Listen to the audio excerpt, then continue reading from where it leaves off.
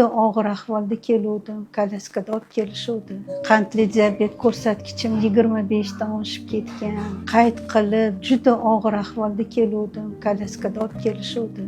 To'g'risi, Allohga ming qatra shukr, shu klinikaga, Muhayyo Bayamnaga uchrashtirgani uchun. Pulli shifoxonalarni hamma joyda topsa bo'ladi. Lekin jonini berib, bemor bilan baravar kurashib ishlaydigan shifokorlarni topib bo'lmaydi. Muhayyo Bayamna, Malika Bayamna, endokrinolog qizimizni jonligini berib borishar ekan bemorlarga. To'g'risi, Allohga ming qatra shukr. 10 kun, 12 kun davolash licheniyasini olib, o'z oyog'im bilan chiqib ketyapman. Tanamni bitta kasalligiga emas, har tomonlama ko'rib chiqib, hech qayerga ziyon yetmaydigan qilib davolash ishlarini olib borishdi. Hozir mana bularni tana haroratlari normal holatda, keyin undan tashqari bularda oyoqlarida ro'risda vоспаление ozgina bor edi. Hozir ular juda ham yaxshi bo'lib, hozir почти hammasi ketdi.